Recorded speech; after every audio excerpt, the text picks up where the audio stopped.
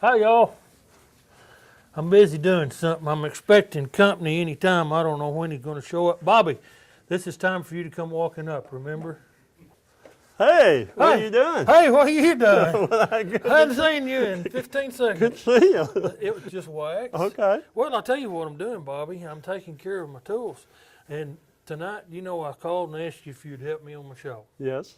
We're supposed to act like this is so spontaneous, but we've rehearsed it 50 times. I wanted you to come be on my show tonight, and generally we're building stuff and doing things. Well, Dale tells me, Dale, the producer, I sure do. the grumpy one out of the bunch, and he ain't hardly as good looking as Denise, but Dale keeps telling me, slow down and tell us what you're doing, because me and you, we've done woodwork for what, 200-300 years at least. At least. We buzz through things that we take for granted that other people should know. And today, I think I've titled one for this like this before, but I'm going to do it again. Well, let me ask you something. What's that? Why would you put car wax on the top of your table saw? I'm getting to it. You remember when you said rushing through things? I said, we ain't got there yet. Oh, okay. Just okay. Are you in a hurry? Well, I'm sorry I got ahead of you. Have you got somewhere you need to be? No, sir. Okay, well, all right. No. Just checking. The name of this show is going to be Dumbing It Up for Dale. I think we've said it once before, but I'm going to do it again. But yeah, we're gonna do some jigs and things. The reason I'm doing this is one of the first tips I've got. We're going to do tips. We're going to do jigs. We're going to talk safety. This is a safety man. But the first tip I've got is your cast iron tabletops and fences and rails. The best thing you can possibly do is use a silicone-based car wax on it. Just wax that every once in a while, and it's amazing how much better your wood slides across. Okay. Now, if you're cutting one or two pieces, you're not going to think nothing about it. But if you're like me and cutting out a kitchen and pushing 3/4 plywood all day, that drag will wear you out. It's amazing how much easier it is to do and how much more square cut you get because things will ride the fence better. Keep your tools clean and keep them sharp. Let them do the work. If everything's right, it's not near as much work. Isn't that right? That's right. So you're not doing this just to keep your tabletop from rusting. I just like to have the prettiest tabletop in Draftonville. Yeah. It does. It helps keep it from rusting. Of course, I mean, one that's not used, a hobby saw, it might rust because you don't use it all the time. Moisture and humidity, but mine, I use it every day. And instead of rust, I get pitch and stuff build up on it. But I generally just feel how smooth that is. I noticed you got a really good sharp blade on here. I keep her sharp all the time. I've got a little old sharpening tool over there, and I sharpen it myself. She's sharper than a briar. She's sharp on both ends and barbed in the middle, buddy. And And barbed in, yes, sir, Bob. She is. Well, come on over here, and we'll tell old Denise and Dale what we're going to be doing. Okay. This show is basically for Dale. I'm going to put this wax up because they're not paying a sponsorship on it, so I'm not going to tell you what it is. That's some good stuff there. Yeah, kind of. You know what it smells like? Car wax. Car wax. It smells like car wax. But we're going to do some table saw stuff. We started there. We're going to do some radial saw stuff. We're going to do a pocket hole. I'm going to show you how to make a pocket hole with a pocket hole jig. And what's going to happen, guys, if you're watching, get ready to look up, punch in Amazon, go to Woodworking Tools and get your credit card out. Because when I get through, you're going to buy some of this stuff. You remember that impact driver I showed you? Yeah, I have one now. That's what I'm saying, Same right? brand that you had there. You're going to have these things. Yeah. I'm going to show you how to make, an adjustable shelf in a cabinet. You see those little holes? It's just perfect every time. There's a jig for that. I've got it, and it's really neat. It's got the neatest little old drill bit you ever seen. I'm going to show you how to do that, maybe. I've got some router stuff, and I've got a zoom. You got a zoom? I'm not sure what a zoom is. I named it because I don't like to say what it is. Oh, okay. It's a random orbit oscillating saw, and it's a zoom. Oh, I understand now. It's got a little fish tail on it. I call them zoom. Zoom. You know why? Why's that? Because they go zoom. When I cut. Okay. I got We're going to do that impact driver. We'll talk a little bit about our joiner, and I'm going to show you, if I have time, we'll mess with the drill press and the bandsaw a little bit. We're going to straight line a board. I'm going to show you the easy way to straight line. If you buy lumber sometimes, she's kind of goes Annie Godlin. Is that a word? Well, I've used that word. a That's few what times. that's my term, Annie Godlin. Well, I'm going to show you how to straighten up a crooked board. It's just as simple as it can be. Now, I may not use the proper terms because I have not been to woodworking college. I may not do everything just the way it's supposed to be done. He's going to try to help me be safe. I like to be safe. At this point, I've got all my fingers still, but I make a living using these tools. And this is what works for me. I'm not saying it's the best or the safest or the most accepted practice. I'm saying this is what works for me in my shop. And I'm going to pass a little of it on to you. And I hope when we get through with this, they're going to say, that Randy and Bobby, they're smarter than they look. You know, I taught at North Marshall for 12 years. Yes, sir. Junior high school. Yep. And I taught 8th graders and 9th graders. Mhm. And I'm going to knock on wood. And I praise God because I've never had a student seriously injured. And I mean, I'm talking about, you know, It can happen. young men and women. You've got to be Yeah. conscious all the time You of what have to. is Uncle And Judd you used to remember say. them old safety tests I used to give you I guys? hated those tests, but I use them every You had day. to pass them like 100 on them, Well, didn't you? I've learned you concentrate on what you're doing. Yes. I could be running that saw over there. You could light a firecracker in my back pocket. I'm not going to jump. I'm doing what I'm doing, and I'm trying to concentrate. It's like Uncle Judd used to say. You remember my old buddy Uncle Judd? Oh, I remember him He well. always said, safety first. Safety first. Safety first, boys. So when we come back, we're going to move over here to this table saw, and I'm going to play on it just a little bit, and we'll see what we can do. See you in just a minute. I want you to look how crooked that board is. Let's just say you've got this piece of lumber that's come out of a sawmill, and you're going to have a live edge. Yeah. Do you know what the live edge is? Can you explain that to our viewers? Well, the live edge is the one that, to me, is the one that you're going to use on your fence to rip. You got to have a straight edge to begin with. Yes, you do. You got to have a straight edge. Yes. Yep. And how we always did it Mm-hmm. is we took it to the joiner Yeah. and joined one edge to get it perfectly straight Till you just run it and run it till it gets straight. until you get it straight. I can show you an easier way. You show me the easier way. Now, let me teach you something. Okay. I know, and this is a proper term, Mhm. what a live edge is on a board. Okay. Coming from the saw. What's a live edge? The live edge is the bark side. The live edge is the bark side of the board. Yeah, so if you've seen a board that's ripped out and it's been cut into a 1x8 Uh-huh. and the bark is still on one side of it, Okay. that's called the live edge. Well, I thought you was going to be able to tell me which one of those edges is the live edge. I can. Well, how would you tell? Well, you're going to look at the heart of the wood right here, Yeah, I can see the grain of the wood right here. and then you look at where the bark's at. Well, I don't see any bark. It's on this side. Well, see? now I see some sapwood right here. Yeah, that's what I'm saying. Okay. This is a live edge. It's a Okay, sapwood. okay. Yeah. Okay.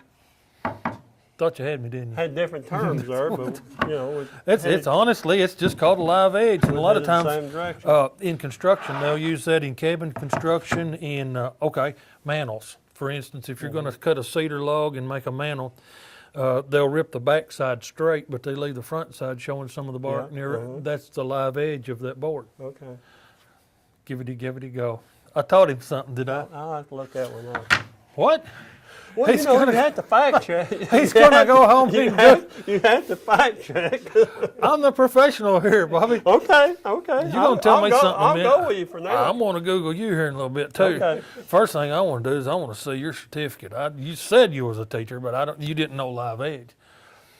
Well, no, I didn't, but I knew what the sapwood was. You got so close. Yeah, but I've never actually, honest and truly, never heard of a live edge. Well, there you go. What's a dead edge? You're welcome.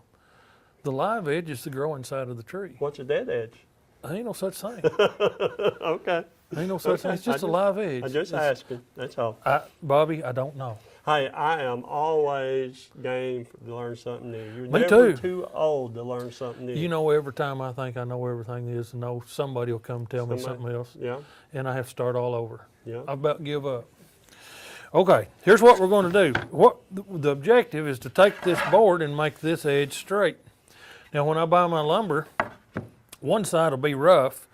It'll be fairly straight, and the other side will be just as straight as an arrow. And it'll be planed on the front and back. That's called S2S, surface two sides. Right, surface two sides. And I buy mine S2S straight line 1, which is surface two sides, one side straight line. And then that gives me something to work off of in here in the shop. So you start out with what, 5/4 material? It's 13/16, Yeah. and I'll take it down to 3/4. Then that's already plain, right? Yeah, the surface is the Okay, plane, the so surface, yeah. it's plane to 13/16, and I take it down to 3/4 because a lot of times the wood will swell. But between here and Nashville or Atlanta or wherever it's at, the ambient moisture in the air will make it, and it'll gain and lose a little bit. So when it gets here, gets acclimated, then we can go ahead and plane it down, and it'll stay true long enough for me to nail it together. I got to hurry, and get it, and then it don't move. Right. Yeah. You good now? Yeah. Boy, I sounded so intelligent. Boy, didn't you I? did. You know, people always talk about, I'm starting to moisture get and it. wood and stuff like Yeah. on furniture. Mhm. And they say, well, it's in a real damp house. It's really bad for it. It's really not. That helps. It could be in a damp house, but what you get into, if you move it from a damp area to a dry area, The change. the change in the humidity. Because it can't help it. It's wood. It's going to expand, contract. Does what wood depending. does. And that's Yeah. what hurts it. We didn't even plan this, did we? No. Y'all got something extra. No. You can send the tips to Randy Green, 2637, 641 North Benton, in $10, $5 increments. I'll split it with Bobby. No, it won't happen. Okay, what we're going to do is we're going to get this straight. Now, what I like to do, and Bobby said, you'll take it on the joiner, and this is the joiner over here beside us, but you can run it and run it and run it. Now, sometimes I've run into this on a joiner. You need to swap ends fairly often with your board, because if you don't, you can wind up with 5 inches here and 3 inches there. It's not getting a true square all the way down, and you really don't have any control on the joiner. Yeah. This way we do. What you'll do, if you can see this real good, I'm using a piece of plywood because when you rip plywood straight, it stays straight because it's got several layers in it. So it's non-directional. It won't warp near as bad. So I use plywood as my straight edge, and I let it overhang, half inch, whatever you want to, and I take a brad nailer. Now it's going to leave a little hole in your wood.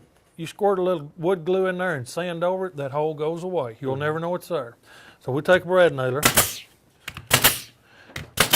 We'll pop a few brads in there to hold that. Then we go to the table saw right over here.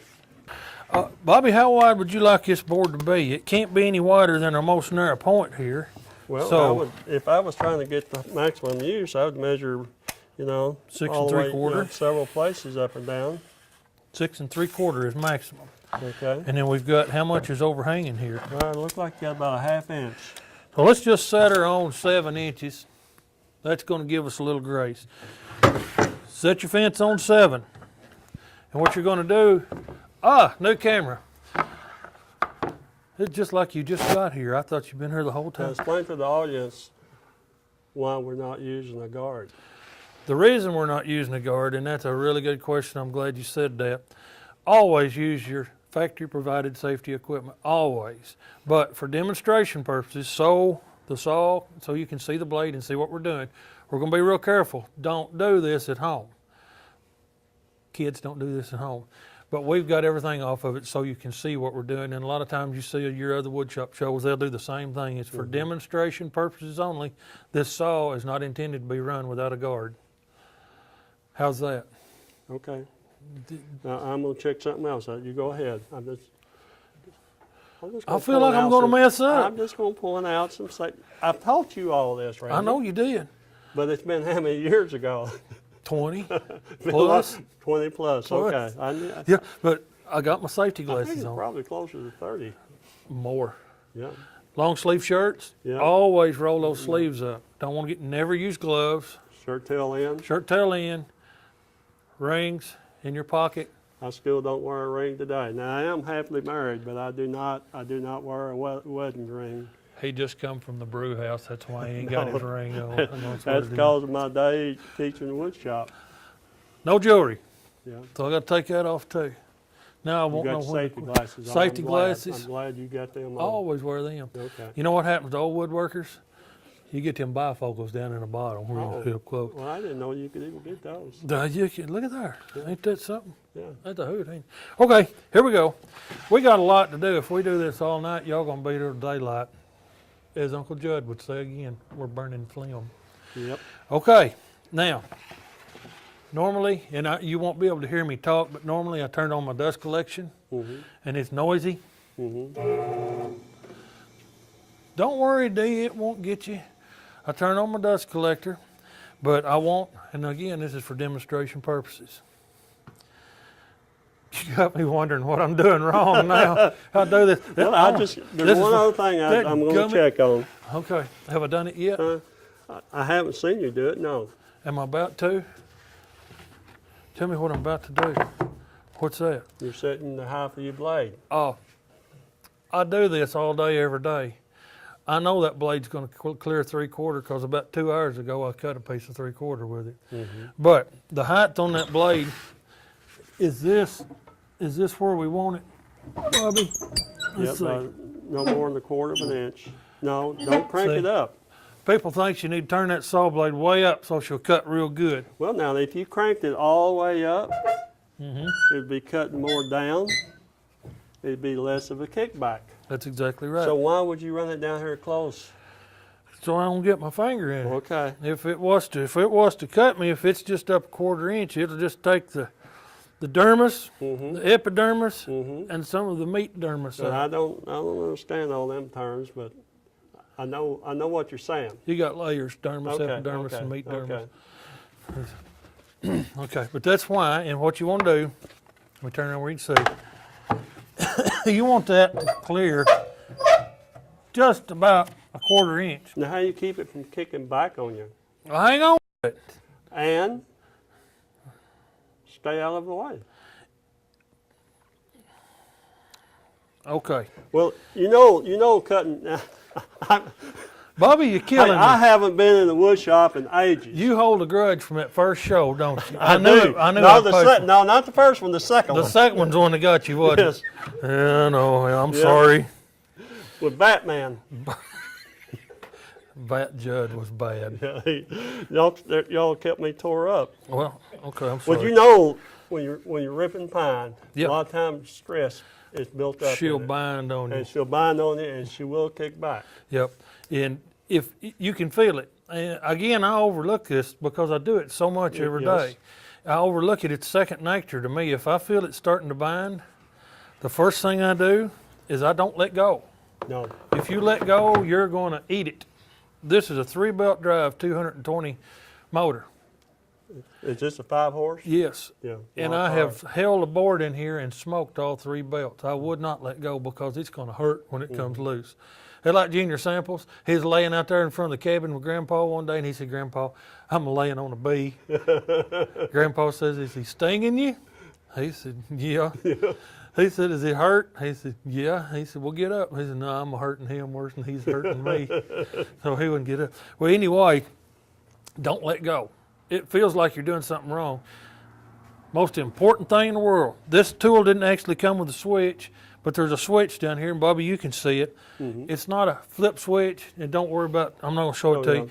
It's got 2 big buttons on it, and I located that switch at knee level because I work by myself a lot. If I ever get in a bind, if I ever get scared or get in trouble, I bump it with my knee and I can turn it off. I don't have to let go to shut my saw off.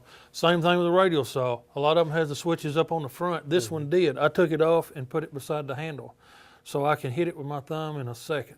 That way I only use 2 fingers instead of 4. But things you got to think about. That's right. That's a real good point. And pine is the very worst to bind on you. It will do that. That's all it was. You had me worried because I thought, really going to mess up? And I thought, Now, man, I've been messing I'm up. gonna watch 35 one years. other thing. Okay. Here's what's going to happen. This straight edge on this plywood is going to ride right against that fence.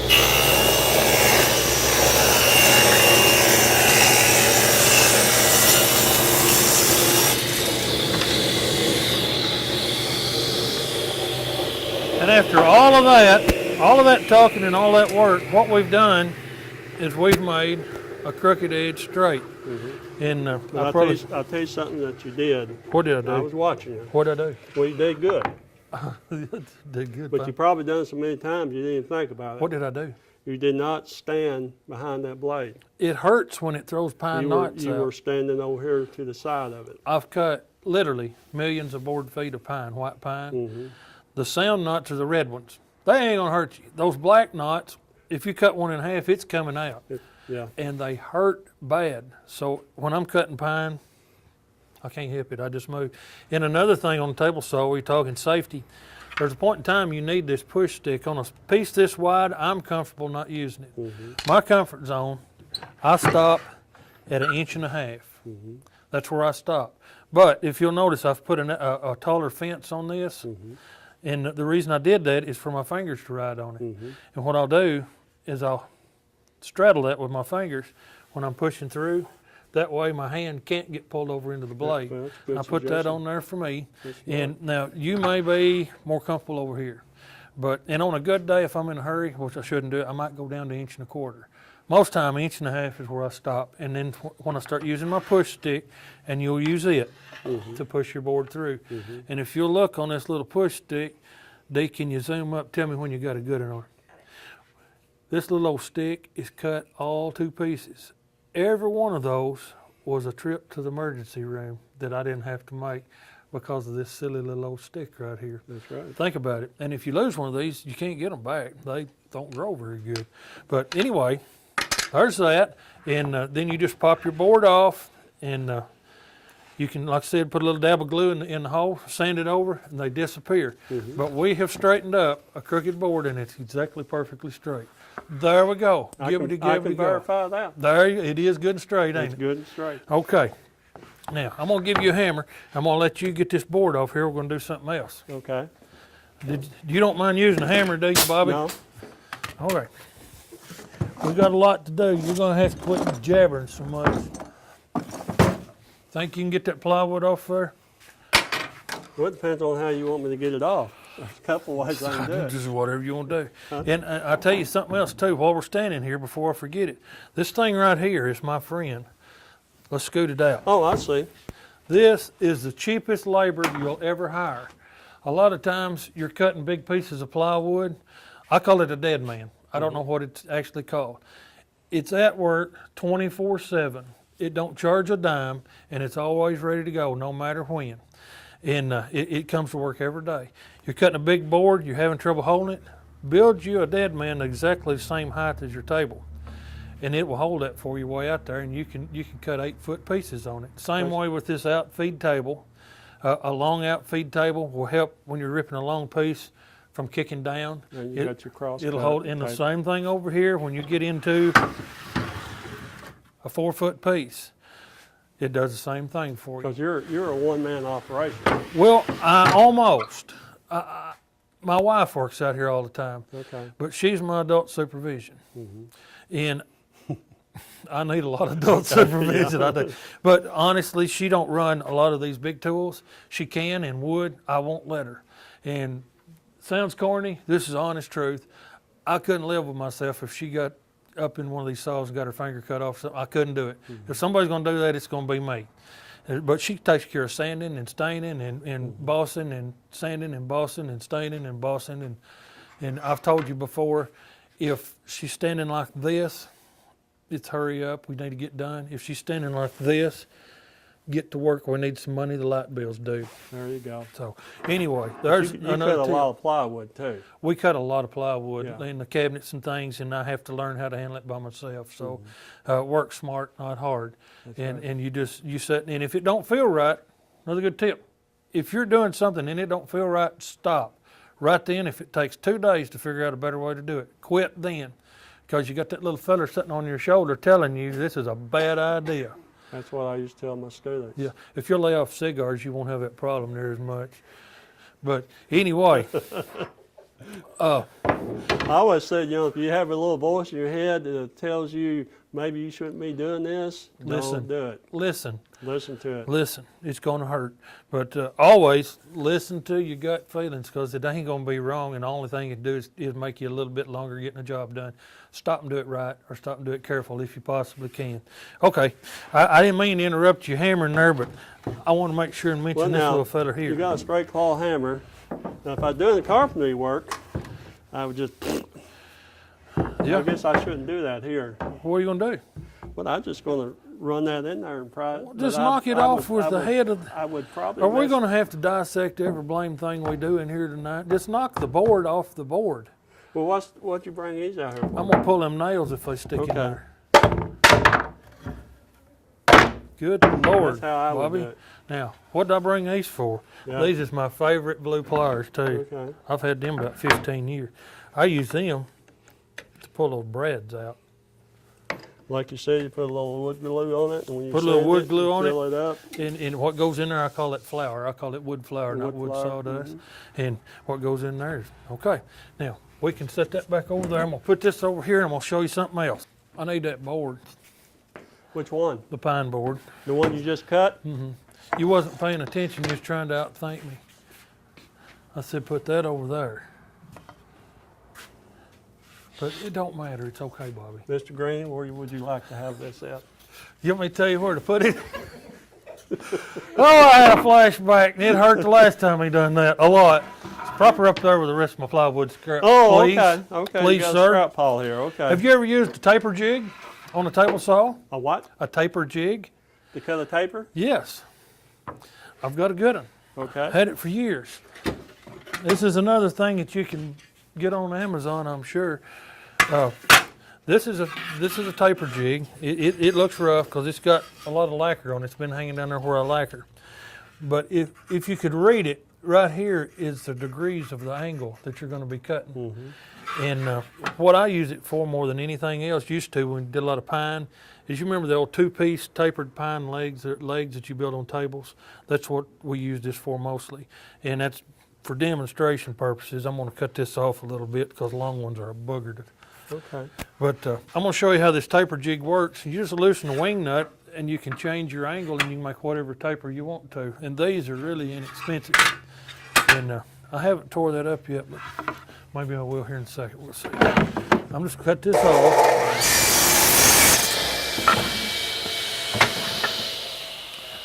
And this is set on 2 degrees. That's what we used to do a lot of is about that. And all it does is this flat side rides against the fence. You've got a little stop right here that catches your board. It really feels awkward when you're using it, but the secret is when you start your cut, don't stop, just keep pushing. And it may fly up and hit me in the head for a second, I don't know, but generally they don't. And then you've got this handle to hang on to. But anyway, we're gonna try to cut this taper and I'll show you exactly how this works. Just another neat little tool. Dale, you got one of these? You need Denise birthday present right here. Okay. We're gonna try to cut a taper.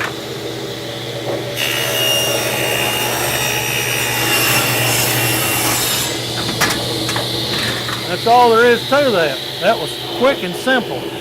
Now what you gotta remember when you're building these legs is where the taper is. Right. So I always cheated just a little bit and put a real light pencil mark only. Never use an ink pen on wood, ever, ever, ever. Just put a light pencil mark on it, you're gonna sand it. But you take these 2 pieces of wood, it's cut on the taper, you turn this one over and put that flat side against that flat side and you get a real nice, how about that, Denise, can you see her good there? You get a real nice tapered leg every time, and you can duplicate that over and over and over and over and over. That's just another one of those tips. Did I do that safely for you? You did well. Okay. You know, I was noticing the saw curve, Yeah. and when you got about halfway through that, of course, that cuts what, about at least an 1/8 inch? Less than an 3/16? eighth, Yeah. 3/16. Okay, when it come out over here, I noticed it had already closed. She's wanting to close. It was wanting to bind. That's the on nature of the beast. I don't use pine much anymore. Hardwood is not nearly as bad, but boy, it can make you have nightmares when it does. You really do it. have to watch out Oh, for it can. kickbacks. It sure can. Let me see if there's anything else we're going to do on our table saw. But again, that's a taper jig. Really simple, really easy to use.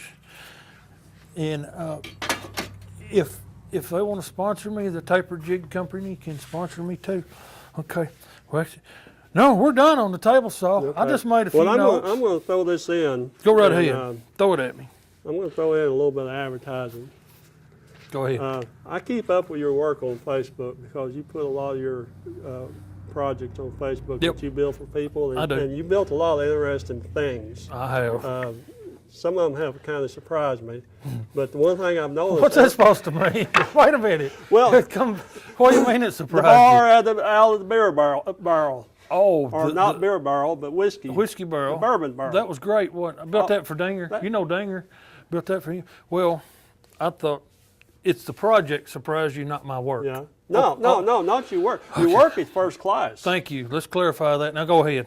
Well, I just noticed some of the things that you have built, Yep.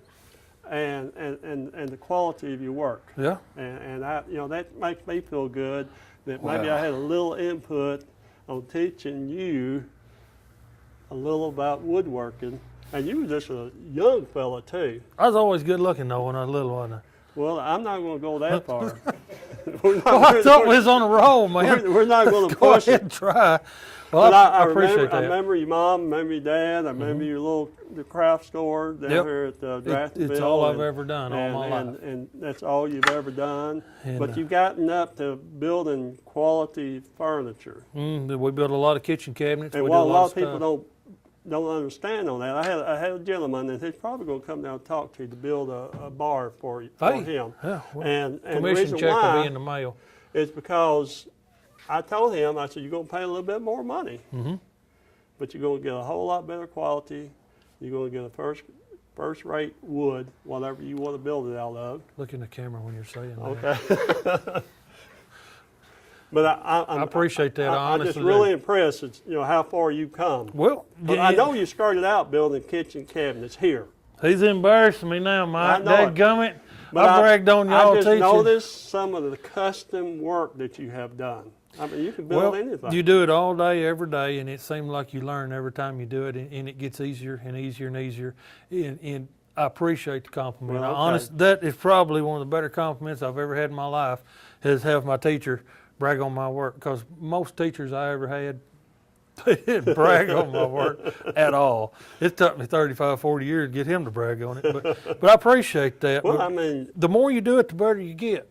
And it's just part of it. And the thing is, we don't just do cabinets. We do any kind of custom work.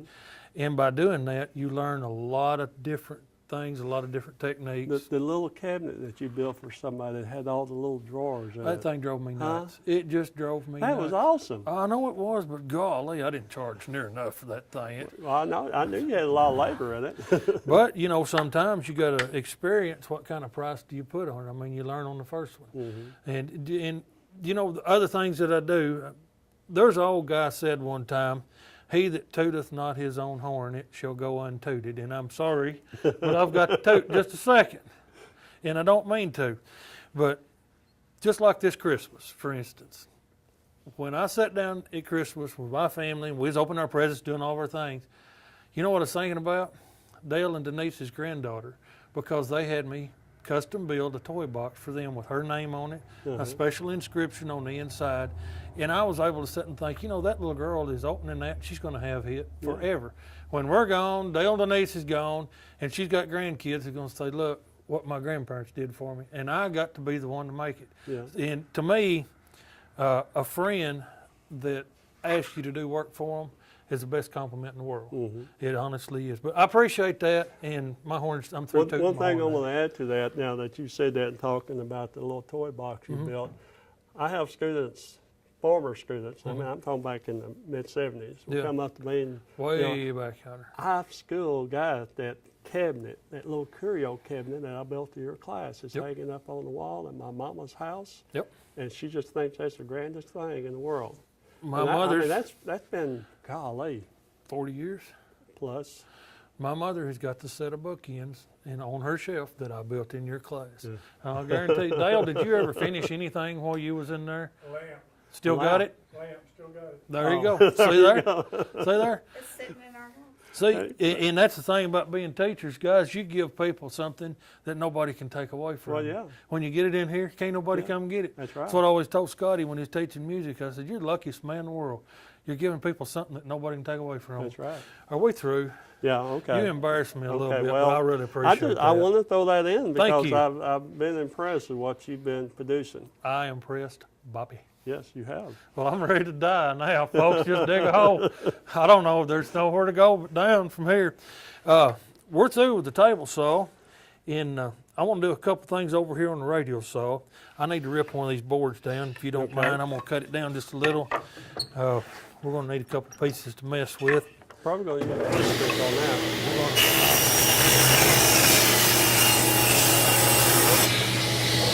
I just hit that comfort zone, by the way. Denise, it's okay. We're going to get these straightened up, get these angles off of them real quick.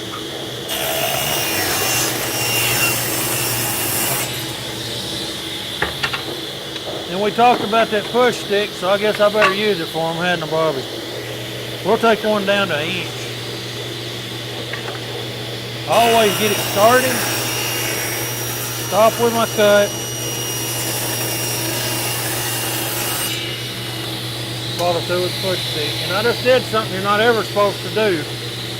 But it's not because I shouldn't do it. But you never, ever, ever reach over a blade. Never. I do it all day, every day. And I think sometimes you get too comfortable when you get hurt. And every time I do it, I think, you know better than that. But don't do what I just did. Don't do like I did. But that is about all I know to tell you on this table saw that I can think of. We're going to move on over here to the radial saw. Right over here, Miss Denise. Radial arm saw is the only tool in this shop that just scares the living daylights out of me. Am I in your shop? You want to be? No. Come on up here with me. Where Let me you want teach you me how to at? use Over this here? saw. You go. You can just see. Reason this thing scares me, you know why, don't you, Bobby? Well, I'll tell you one thing about it. Of all of the equipment you got in here, if that thing gets a hold of you, You don't let go. it don't let go, and you're going to have the most gruesome injury that you can ever think of. Horrible. But as long as you use it correctly, That ain't gonna happen. it's a fairly safe tool. It is. But if you abuse it, It's like any other tool. it's just like any other tool. It wasn't designed to hurt you, No. but it's designed to be used like it's supposed to be used. Mhm. One thing that I don't like, and it's made to do it, and I hate it, and I will not do it, is rip. Rip, yeah. I hate that. These things are made to come out, and it's got a yoke on it, an arbor that will spin and lock in place, and you can use this fence like your table saw fence, and you can rip with it. And I will not do it. It don't feel good. That little man told me not to do it. It was on my shoulder, and I won't do it. I've got a table saw. Now, you probably use it over here because it's convenient to your table saw. Sure. But I bet you use that mounter box saw over here about as much as you do your radial I'm gonna arm be saw. honest with you. If this thing ever dies, I'll never have another radial saw. I'll have 12-inch chop saw. That's what I call them, chop Yeah. saw. But it's more accurate. It stays more accurate. But this just hasn't died. Well, it probably won't. You know- for you know some what time. brand it It probably is? outlasts you. It's a Delta, yeah. No, it's not. Well, it is kind of. It's The bottom part's a it's Craftsman. Craftsman. This is a Buffalo, and this is a Delta. Now, wait a minute. That's a Craft Buffalo Delta. You didn't hodgepodge that thing together, did you? Yeah, and you know why? Why's that? Number one, I like the storage under here for this thing. Okay. That's why I done that. Number two, if it's down there where it goes, I'm 6'1½". I hate working like this all the time. Mm-hmm. So I took this off of another saw I had. I built me a riser, and now it's up here where I can work. Okay. I done it just because I wanted to. Okay. And you know, I could. It's my shop. Well, I hadn't noticed the bottom part of it was a Craftsman. That's the Craftsman. reason I did that. Yeah. Okay. But it worked for anyway, me too. it's- I'm it's a I am a little crossbreed. taller than you are, by the way. and you'd like this better than Yes, I would. It's just a crossbreed of tools. It's what evolved to work for me in my shop. Mm-hmm. It's kind of like Scotty Henson's old dog. He had a great boxador one time. It was a mixed breed. A great box door. Yeah, until he drunk the antifreeze, he ain't got no great boxador no more. But anyway, what we're talking about, the table saw spins toward. If you get your fingers or hand in it, it's not just going to keep cutting. You're going to let go, I promise. But what's going to happen is it's going to knock you away. And most of the injuries I've seen from those are more breaks than they are cuts because it knocks your hand away. And I've been lucky and I've barely got bit a few times, and that's all I care to do. But it'll knock you away. This saw, this blade, if you'll look, you ready? it's turning the other way. And what's going to happen, it's going to pull. It's made to pull things against this fence and cut. If you get your hand or something down there, it's going to pull you in it and you can't stop. Another thing that you want to make sure of is you've got a really good stop. Because sometimes on a wide board it'll grab and it'll want to jump. And I've heard of instances where they wore their shop aprons, where a saw come out and broke the stop stud and caught in the shop apron, and it got. Let's don't talk about that no more. Well, the main thing is keep your hands away from it and, Safety and first. use it for what it's intended But to be used this for. is what this saw does, and it will cut angles too, but I've got this one set just to cut 90 degrees. It's just made to cut boards off. But a lot of times in the shop when I'm building stuff, I'll do repetitive cuts. And it'll all be, let's say this is 1 3/4 wide. I may need 3 of these, 1 3/4 by 6 inches or so. Well, you'll cut, you measure, cut and measure. You don't have to do that. If you're a professional, like I is, by the way, here's what you do. Make your first cut. Just take this stick, don't move that one if you cut. Slide it right up into the other one. Cut you another one. Then you cut you another one. And you can just continue doing that. When you make your cut, hold that first piece still and use that as your mark for your next one. And you can cut 5 gazillion of them that way. Can't you, Dale? That's the way me and Dale do it. I'll tell you. And another thing that I like to do on a radial saw, if I'm making a lot of longer cuts, is I'll use these little clamps. You want to zoom in or you want me to zoom? Can I help you zoom? We can use these little clamps right here. It's not for grabbing people either, is it, Bobby? No. What we'll do is I'll take this clamp and I'll lock it on my fence. Let's say I want to go 20 inches. Just lock that thing on your fence right there. Now, the important thing is to lock it up off of this table, because you're going to get sawdust build up behind that. And if it's slid all the way down, it's going to build up in front of those jaws, and you're going to start getting off a little bit every time. So if you raise it up just a little, it pushes the sawdust on out from under it, and you get the same accurate cut every time.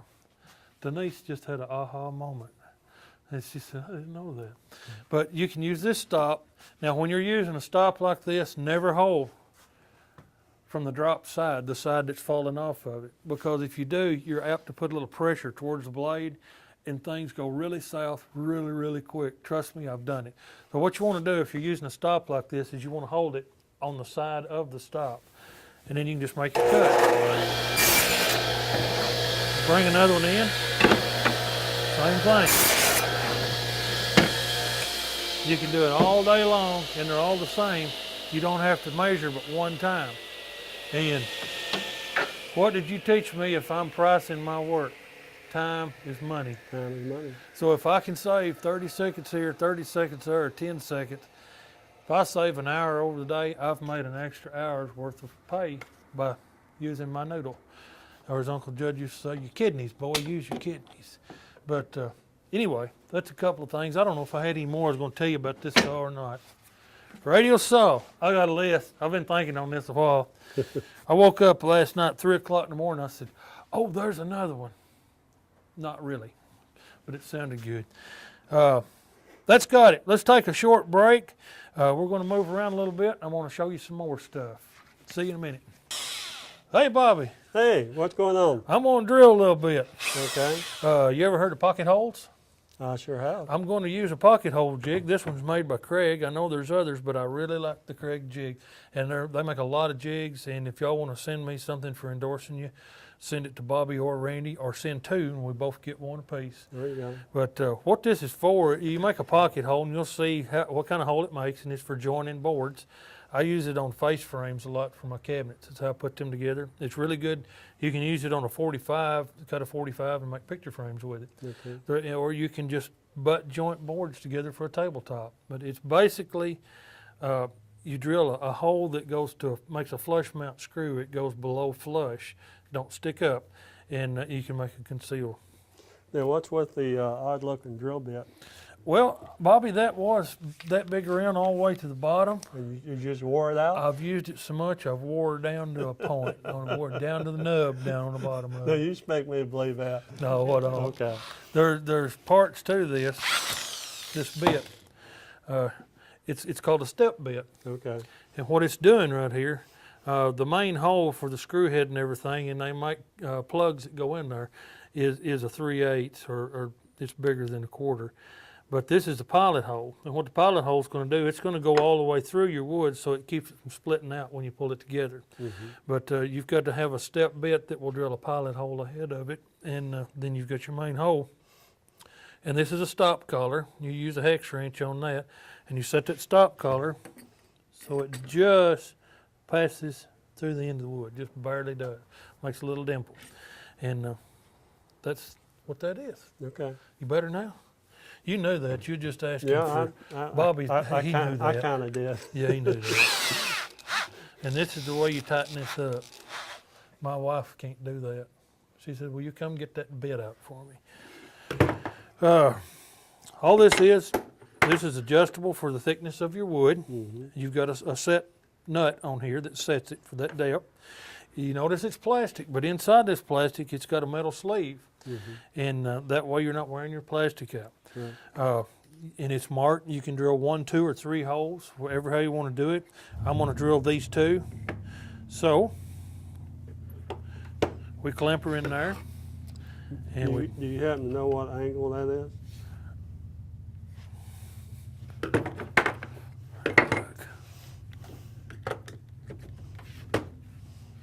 I'm gonna guess it's about that's about a 15 15 off- 18 a degree angle. 15 off a vertical. Yeah, don't you think so? Yeah, I'd say that. I'd say Or an you're right. 85 if Yeah. you're looking the other way at it. That'd be off a horizontal, wouldn't it? Yeah, that'd be off horizontal. Okay. And, hey, Mike would have been proud of you. He just left, but I didn't want to show off in front of a showing math your teacher. math skills off. Yeah. You ought to see me when I really get into figuring. Yeah. Your It's cipher- horrible. your ciphering? It's horrible. It's horrible. Now I've got a tape measure. Somebody bought me one time that showed the 8ths and the quarters. A tape measure for dummies because they couldn't read the little hash mark. I can read tenths. I don't need that. It just absolutely drives me nuts. It does me too. If you're going to go to trouble of doing woodwork, this one's got it on it right here, and I hate it. See all the 8th marks? And you don't need that. If you ain't got enough sense to figure out how to read a tape measure, stay out of the shop. You're too dumb to do woodwork. And that's from me to them. You agree? Well, I will You're not agree. gonna call anybody dumb, are you? No, I will agree that I despise using one of them. I don't like them. You should have the I look at the length of the graduations. You know what that is? yes, Yeah, okay. the length of the graduation. The shortest one are 16. and Mine didn't last long. They're glad to get rid of me when I graduated. Yeah. Well, I had a guy working for me one time, honestly, cutting at a saw. And he had worked for me for a week, and I looked up one day, and he had this tape measure up on a board going. I said, "What are you doing?" He said, "Well, the inches are easy." And he said, "Them bigger ones is halves, and the one between that is quarters." But he said, "I'll be darned if I can figure out what them little ones mean." And I had been paying this guy to do this for me. But anyway, yep, that's what they are, and you should learn it. And I apologize. I probably call somebody dumb. It's just a pet peeve. What I should say is you should take it upon yourself to have the mental fortitude to learn to read a tape measure correctly and not have to have it printed on it. I used to teach Is that better? students how to read a rule. I call it reading a rule. Reading a rule. You know, Yeah. the long, 12-inch, like 12-inch rule. Yeah. I'd take a piece of paper and I'd fold it in half. And I said, this is a half mark, and I'd put a long mark. And then I'd fold it again, and then it'd be fourths. Visual aid. Yeah, and then eighths and 16. You took her down to the tenths, didn't you? And when I was in college, the first drafting course I took in college, Mm-hmm. I'd say 2/3 of people in the class could not read a rule. You was ahead of the game, wasn't Boy, I you? was. That's why. For a while. Until they caught up with you. Until they caught up with me. Okay, I'm gonna drill these holes. You got a good shot of me over there, and all we're doing is drilling till it stops. Come on in, Caleb. He's getting cold. He's been out there in his short sleeve. Now, look at here. Look what we've done. Can you see these? That's what you call a pocket hole. See those little bitty dimples right there? That's where she just poked through. Now, what we do with that is I use a square drive screw because that's the ones I really like to use with this. It's one they suggest. This is a clamp. You want to put this big part on the face and this little on the back. Right. And the reason is, Because you don't mar up your wood. there you go. You don't want to mess up the front side. So let's say we want to make a face frame and we want it to be even down here on the end. I'm sorry you can't see it, but I'll show you when I clamp it. We just Oop. got it a little too close. Clamp that on there. You're just clamping it where you're straight across the bottom. Caleb, it's rubbing off. You know how you messed up a while ago? Shut up, Dale. I heard you giggle over there. We just simply clamp it on there. I'm not turning it up because it's going to fall off. But that holds it together, and what it does is it holds these two flush. So you can pull it together with these screws. Yeah, I'm going to show you one when I get through. I can't let go now, my thing's going to fall apart. Okay.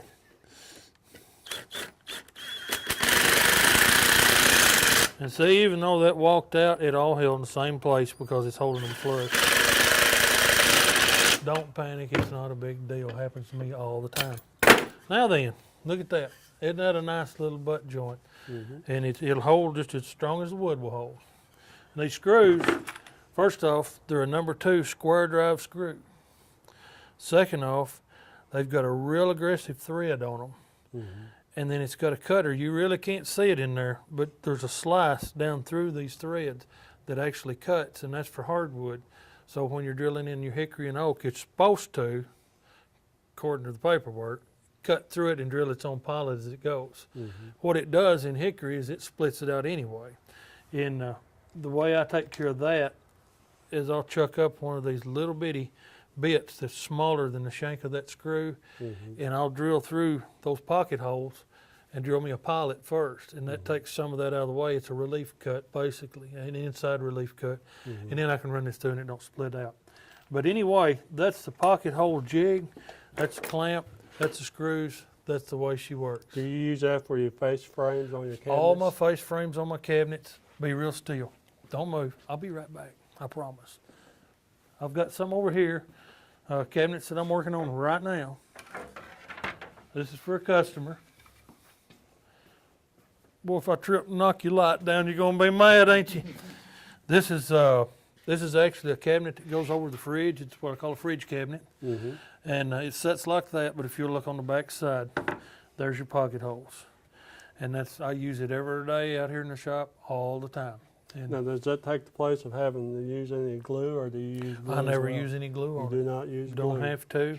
I glue the face frame to the cabinet itself. Mm-hmm. And what we do for the finish on these, we go back to what we talked about, those little brad nails. You know, you've got a little crack here, and it's not sanded good yet. See that little joint there? Mm-hmm. We take just regular yellow wood glue, carpenter's wood glue, and rub it on there and sand it before it dries. And all it does, it takes the actual dust from the wood and fill that in and dries. And when you stain it, it all takes stain the same color because you're using the very wood. And I call that flour. A lot of times if I've got, let's say this hole right here, there's a little chip in this knot. See how that little void's in there? Mm-hmm. I'll go over to my sander, my belt sander, and I'll take a piece of hickory and I'll sand them in it, and it'll make a little pile of the flour. Mm-hmm. I'll take that flour and mix it with a little bit of wood glue and shove it down there and make my own putty, but you're making it out of that same wood. That way it matches. And if you'll ever notice, you've seen cabinets and trim put up that they puttied over the holes and stained it, Mm-hmm. and you see every nail because it's a different color or it don't take stain. Mm-hmm. Well, that's the reason. You use what you're using, and it will go ahead and finish just like the rest of it. So there you are. How about that? I saw you look at Dale that time and say, "Hey, big guy, did you know that?" And Dale say, "No, I didn't know that, but I'll use it for you next time, honey." Okay. Got any more questions on this? No, You think we've covered it? I think you've done a good job. Thank you very much. Let's move on. What are we going to do next? You've got this jig here. Go ahead and explain it. I'll go over here. It's got the holes where you're going to drill like your adjustable shelves. And you know, if you have to measure all these out individually, it's really hard to do. But the way Randy is doing it with this jig makes it very simple. All you have to do is have a board, Hey, board. a board, piece of poplar plywood, and just lay this jig, and I'm assuming that you can use either end, probably the same distance either way, right? Yes, sir. Okay. So it You can start at either doesn't- end. Doesn't really make any difference. I've got some marks on there. So and if we you'll started, understand if why. we started on this end, okay, you've got the collar right here that's going to fit in the hole. And that's how he keeps from wearing all his holes out, because you probably have used this hundreds of times. I Is have. that correct? Yep. And if you just use a drill bit in here, you'd have this thing wore out in a couple of times, right, of drilling your holes. And the more you use it, the more you water the hole out. Yes. That's all I can say about Well, that. it could be Sorry, watered. I couldn't help it. It's the one I didn't get struck by lightning for that. Go ahead. It could be watered out a little bit, but it's still, because you got the edge Exactly. all the way around, Exactly. it's still going to work. And if you'll notice, if I push on it, your drill bit will come out. Mhm. Notice you got your a brad point drill bit Yes, sir. And why is that? that keeps it from wandering. Exactly. We'll Well, get there may into be a those. better term for that, but I call it wandering. We're going to get into, remind me when we finish here, we'll do drill bits next and we'll Okay. explain that. So when that goes in there, and when he pushes down on this drill, the first thing it's going to do is that little brad's going to hit it, and it's going to hold it place. And then it's preset on the depth. Again, he's got a collar here with a set screw that he can adjust how deep he wants it. So he's already got it set. Looks like about a half inch. Right at. Mhm. Yeah. And that's enough to keep it from coming out the Out other the side, 3/4 wood. but plenty deep to hold your pegs. We use it most of the time. I don't have any here in front of me, but you've seen the little metal shelf. Yeah, the little metal. They've got like a dowel, a steel dowel on the back side, Uh-huh. same size as that hole, and it's a little metal L bracket that it's just a shelf. I call it a shelf adjuster, but it's a shelf holder. Show them how it works. Okay. It's- And do you know what I saying? You missed something. You got a hole. You got a hole there. Well, now that I bring your attention to it. Yeah. Yeah, Well, you got to have a place for your wood to come out. that's right. You've got to, if you don't, that thing will fill up. You've got Yeah. to have your little hole spit it. You would have forgot that, wouldn't you? Probably would Say it, have. okay. Yeah. Just say I'll, it. I'll go Say it, along with you.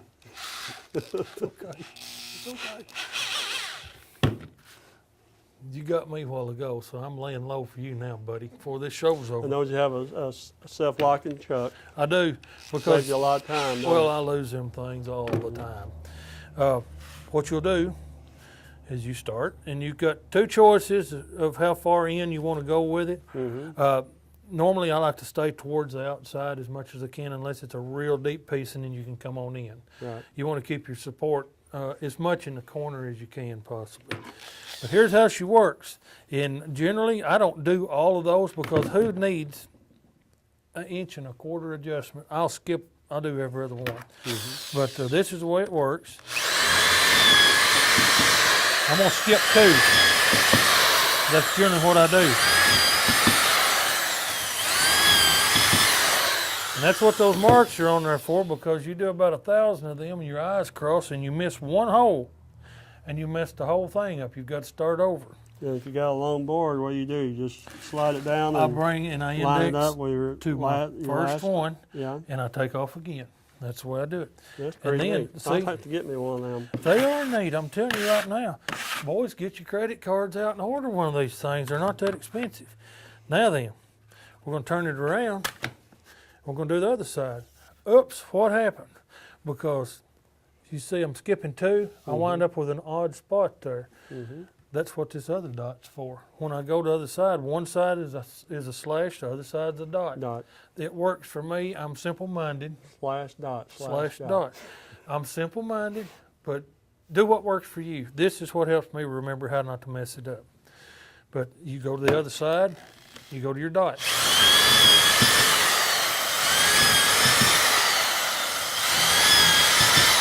You notice I bounce that when I get it in there.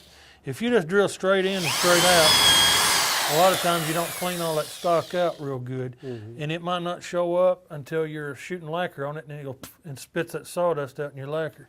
So what I'll do, I bounce it a couple times, make sure I saw some it come cleans it out, make sure it bottoms out. But then, when you get through, you've got perfectly lined holes, and you can go for a mile if you've got a board that long. But that's how we make The perfect holes for adjustable shelves. So if you want to make, say, a bookcase, Mm-hmm. you know, basically all you're doing is just ripping your board to the width. Right. You know, you'd have enough to go all the way around your casing. Mm-hmm. You use your pocket screws to fasten, put it all together Right. after you get your holes Always do drilled. this first. And then build a face frame, Nail it on the front of it. that piece there. Like I just showed you a while Yeah. ago. Yeah. Yeah. And, you know, that would be so easy for somebody to build a cabinet. I wish you hadn't said all that, Bobby, because, you know, that's what I do for a living now. You've told them how to do it, and they probably won't need me no more. But see, that's easy though. Anybody It's can easy do to that. say it. Yeah. Some people can talk the talk, but not everybody can walk the walk, like me and you. Well, I'll agree with you. Yeah. Some people just never catch on. But you're exactly right. It's simple. The prettiest set of kitchen cabinets you've ever bought or seen in your life, they're boxes screwed to a wall with fancy doors and trim. That's all they are, is a box. And you can do it. Just build a box. And like Bobby said, when he got through talking, we already had a bookcase designed. And if you want it 6 foot tall, just drill these all the way up. Now, I'll tell you something I do. A lot of bookcases will be 6 or 7 foot tall. Mm-hmm. Now, you get over about 3.5 foot, your wood don't want to stay stable. So what I always do is about midway coming up, even if it's all adjustable shelves, I'll put a fixed shelf about midway, and that keeps your cabinet together and keeps it stable. And it still gives you, keeps it square. right, too, keep doesn't it squares everything. But do you know? You're giving away your trade secrets. Well, it don't matter. Okay. That's what this show's all about. I'm getting old and ready to retire. I'll just tell y'all how to do it. And if you want to pay me something for telling you, it's Randy Green, care of Bobby Wood, $5 increments. Yeah. But yeah, that's all there is to it. It's not that hard, and you can do it. And the secret is to have the right tools and know how to use them. You've got to learn and know how to use them, and the more you use them, the better you'll get. But you mentioned something about that shelf squaring the cabinet, and you're partially right, but I got to disagree with you. Sorry. Well, just go right ahead. And I'm going to tell you You know, why. as a teacher, Here's my argument. Let's just agree to disagree on this. Here's my argument. okay. The shelf cannot square the cabinet. You got to have it square first. It will keep it from bowing, It stabilizes and it. it will help keep it square. But it would take a diagonal. It's not until you put your back on Ding! until you're going to keep it. It's not the perfectly face frame. It's not the shelves. The back squares the cabinet. And I never put doors on a cabinet until I've put the back on first. The back sits in an inset, 1/4 by 3/8 is what I put in here. I cut my back square, I put it in tight, and when I do, you can watch that cabinet square up. The back squares the cabinet. Out of all the stuff, it's that old cheap 1/4 inch import birch plywood that's squaring that $1,500 cabinet I just built. It's the little things. Your back squares the cabinet. You agree with me? Yeah. Hey, there we go. He just wasn't give through. you that. He was. All right, we got to get this out of the way. And Bobby, over there beside the drill press, there's a box, a metal box full of drill bits. Bring him over here, and we're going to talk about drill bits real quick, please. You're not going to make me sharpen them all, are you? If you find a dull one, I'll be glad to let you. Okay. Okay. Drill press, box. Look at here at all the drill bits, and that's just one of each different kind. Guys, when you're buying bits, you need all different sizes of each one of these. See, the women don't understand it. Say, well, look at the drill bits you got. You got plenty right there. Well, no, you don't have plenty. You just barely got enough to get started, don't you? All right, we're going to start. Let go with that. We're going to start right here. Okay. Now, what is it? You're going to have to zoom really close, D, and I'll hold it in front of something light so you can see it. Bobby, explain to them what that is and why. Well, that's a masonry drill bit, and the very end is tungsten Carborundum. I don't know. or carbon, Carbon. wait a minute. carbide. What is it? Carbide end is Carbide. it's very, very hard. Carbide end, and it does all the drilling. And the flutes here, it just Stock actually- removal. well, it actually brings. You mainly use it for concrete or Mhm. or a masonry block. Right. And this is designed that it pulls the dust out. Just cleans it out as it goes. That's all it's for. And if I want to use this on wood, what's going to happen? Probably not going to get a good round hole. Not much, because they just don't cut good in wood. They're made to cut concrete through bricks, through blocks.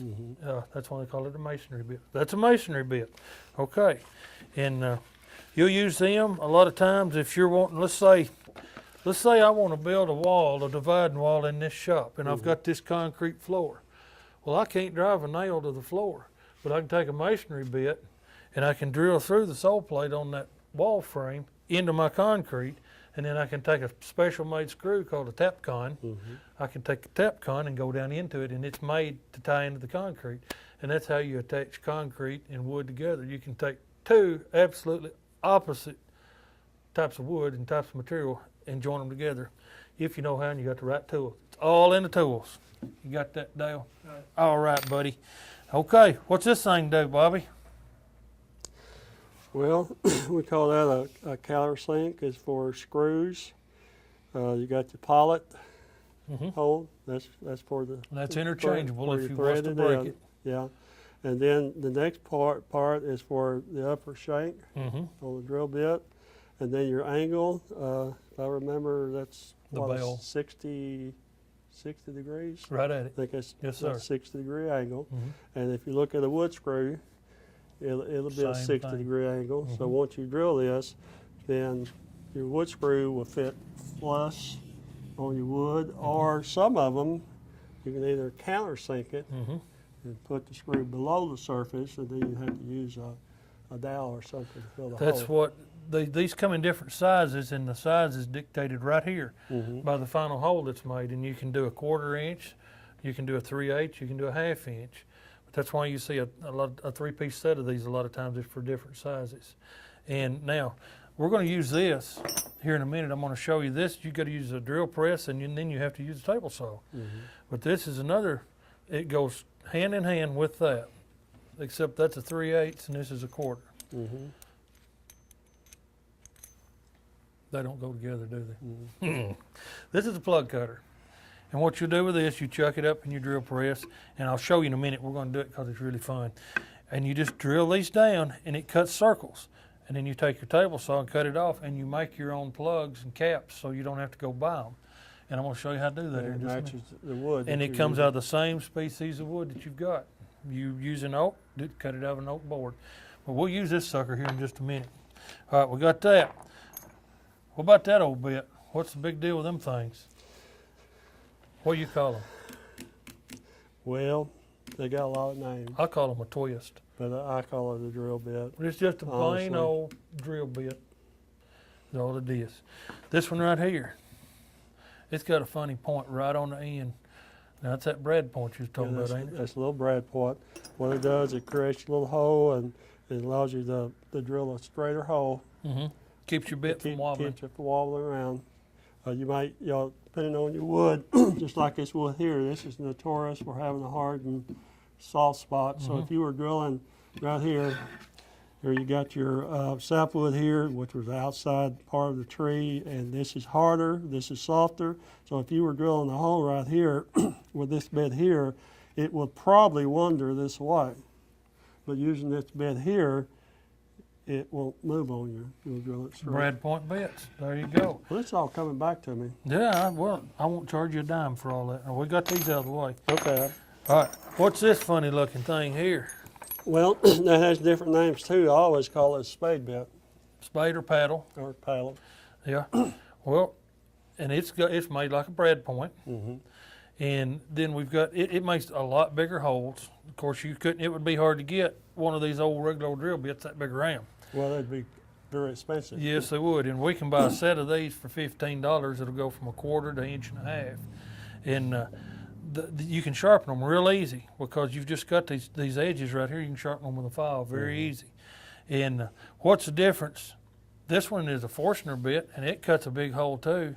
Why would you want Forstner bits and them? You would use this one when you're not drilling all the way through, Exactly.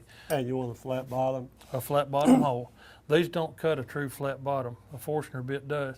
And these go all the way through. And I'll use it. I'll use that bit to my advantage. I don't know if that's what you're supposed to do or not. But a lot of times when I'm drilling and I want a hole all the way through, if I drill all the way through that thing, it's going to bust out. gonna Let's just bust bust out. one real quick. Okay. We hadn't done anything. Well, I know what's going. I know what's going to You happen. know what's going to happen, and it ain't going to be pretty. I'm going to slip and hit me in the knee with that, and then I'm going to cut. All right. Looky here. We got us a nice pretty hole all the way through. But Lord, look at the back of it, Bobby. I know it. Unacceptable. Yep. Absolutely unacceptable. That's where we use this brad point. What I'll do is I'll take it.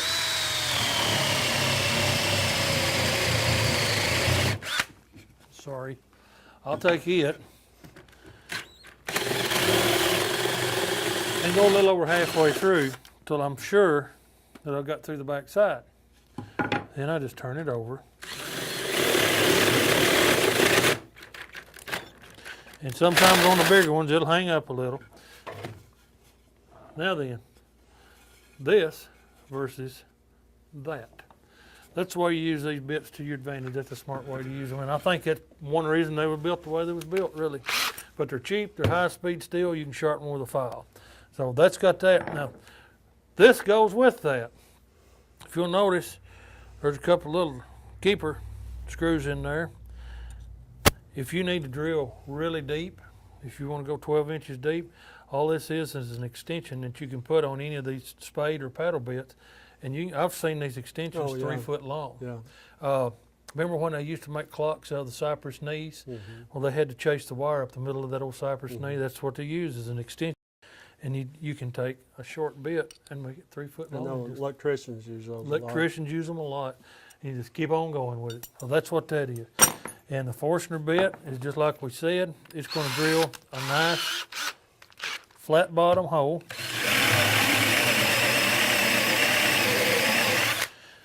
Now look how pretty a flat bottom hole that is. And this one, actually I use this a lot. That is the same size as the cup on my concealed hinges. Oh, really? Now this And that's is what I this use is that a for. Forstner too. Yep. Now what's the difference? I don't know other than it just looks funny. Would you that's- say it's harder to drill a hole with this one? This one's more aggressive. Well, that one really cuts good.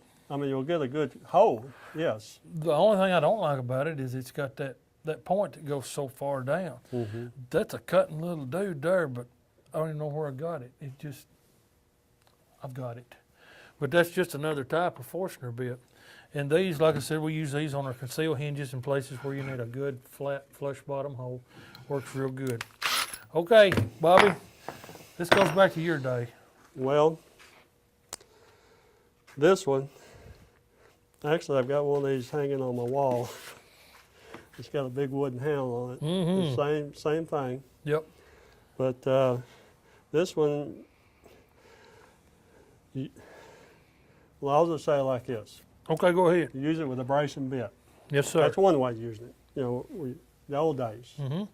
Actually, the old days, they did it like this. And then they And then they got Yeah, fancy. I've used them. Yeah, with the brace. Mhm. Yeah, I've got my dad's brace and the whole set of bits, you know, Mhm. in the pouch. Most A of the lot- time, they'd have a threaded Yeah, pilot on I them. noticed yours is kind of wore out That's there. because but I've worked it to death. you worked it to death. Yeah. But electricians use these a lot too. Mm-hmm. And the reason why is because the screw on the end, once it goes in the wood, Mhm. will actually pull. It helps. And it's a whole lot easier, you know, to It drill a helps a hole, lot. you know, because Yep. you got this helping you pull the bit through. There you go. You can get these long or short. Big or little. Now the old ones, like my dad said, it has what's called a tang on the Mhm. end of it. Mm-hmm. You know, it's a four-sided taper. Right. Yeah, Right. that fits up in the brace. Mm-hmm. That would be a Morris taper, wouldn't it? That's a Morris taper. Well, and you know, Wow. this right here serves to pull the wood. Did you see smoke come out? Yeah.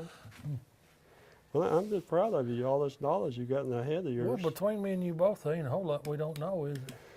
Well, or Well- we can't make up. There's a few questions that I haven't been able to answer. Uh-oh. Quiz time. Just, how long would it take a grasshopper with a wooden leg to kick the seeds out of a dill pickle? I've never come up with the answer to that.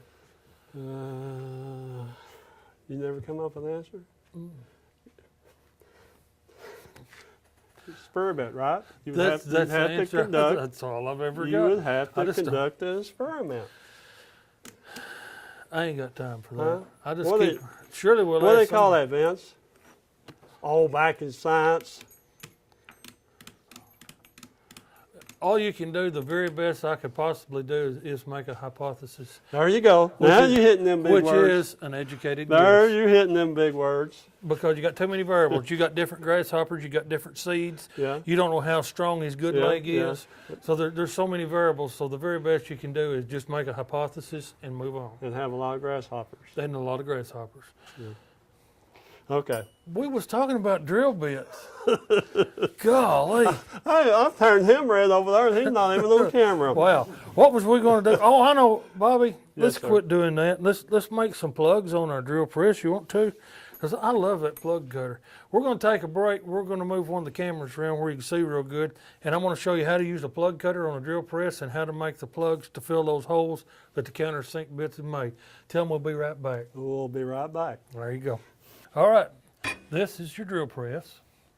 And this is called the chuck. That's the chuck that receives the bit. Jacob's shop. Jacob's chuck or a JT. Mm-hmm. That's what I heard a while ago. And this is called the chuck key. And all you do is you get this in here and you tighten it up, you can loosen it up. And this tightens it up. It just locks that bit in place. Now you're in good shape. You've used your chuck key. One hole? Huh? One hole? 3 hole. Yeah. You only tighten up one hole? I do on this one. Well, from what you're doing. If now, I that's was what doing you're- if I was doing metal, Yeah. I would go all the way around it Okay, probably all three twice. holes. Okay. In wood, what I tell you about time is money. Okay. Okay. I And just in checked. wood, they ain't no need in Okay, chasing them okay. holes all around the circles. You just Okay. do. It's probably not the right way. I told you in the beginning, it's the way I do it. Mr. Wood is exactly right. If you really want to tighten this properly, just like putting a tire on a car, Mm-hmm. it's got 3 holes in this chuck. You want to go all the way around and make sure you've got them all. I don't do it. I've never had one fall out doing wood. This one will probably fall out. And what this is going to do, this is that plug cutter I showed you. You set your depth. I want to go about that deep. And this is a depth setting on your drill press. It's got a different name. I just call it stop depth setting. Mm-hmm. And it's got 2 of these little nuts on here because one sets a depth and the other one locks. One's locking against the other one. Get those locked in, you're good to go. Now, most drill presses are variable speed. If I open this up, you're going to see a stack of pulleys this tall in the front and the back. One is from little to big and one is from big to little on the pulleys. The way you adjust those pulleys dictates the speed down here. But lucky for everybody, when you flip it up, generally inside the lead, it will tell you what speed you want. If you're going with metal, you want to slow her down so you don't burn your bit up. Going with wood, you can speed it up a little bit. So you adjust it. I've got it set on whatever it's set. I like it, so it works real good. I don't know what speed it is. What do you think it is, Bobby? I'm in there all Well, on you're the on the bow. top on that one. Top. And then I'd have to read your little chart up there. I'm at 1440. Okay. 1440 is where we're turning. And safety first. What I'm going to do is I'm going to keep these holes in a line, and I'll show you why. But I'm going to drill a series of holes in here with this plug cutter. Look at here. That just makes the neatest little thing. What's really neat, it's what's left when we cut the plugs out of it. I'm gonna make about 6 plugs. This is looks like about a, what is that, 1/2 inch, Bobby? Uh-huh. That's about a 1/2 inch plug cutter. I'll make 8 of them. I'm on a roll. You need to make some spares because sometimes they'll want to chip on you. See that one right there? She split out a little bit. But we've got these plugs cut and they're cut more than 3/4 of the way through or thereabout. I want them to be about a 1/4 inch deep plug. So what we're going to do is take it over on the table saw and make that cut. Let me go over here. I'll go around. Let's go, Bobby. And this is where we've got to set the depth on our saw, because the depth's got to go above the height. Can you see that from that side? Not real well. How about over here? Whoop. You want your saw blade, of course, to cut those out, so you've got to raise that saw blade up past the height of that. Now, what's going to happen, a little bit more. Go back that way.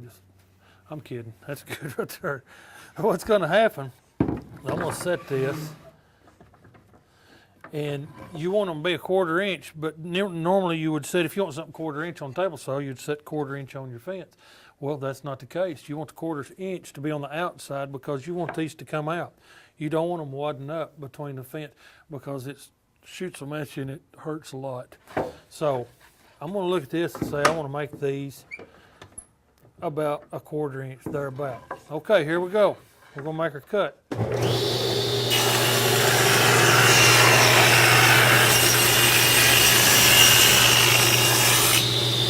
Look what happened.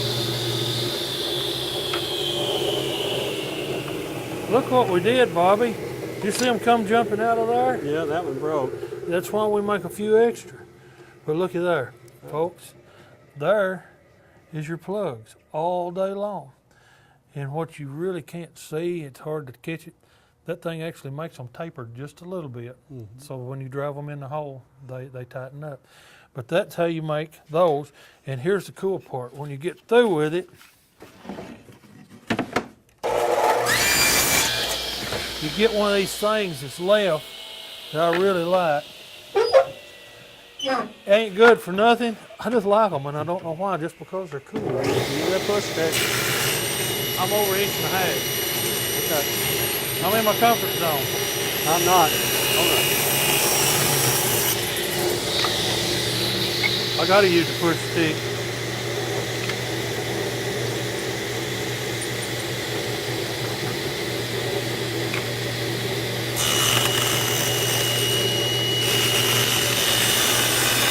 Where you going, Bobby? Now look what's left. Ain't that cool? All that work for this. I just like them. I don't know why. They're good for nothing, but it's just the neatest. And I tell you what these do. These make the best kindling in the world, because that air gets up in them. Sure. And you know what I noticed why that one busted?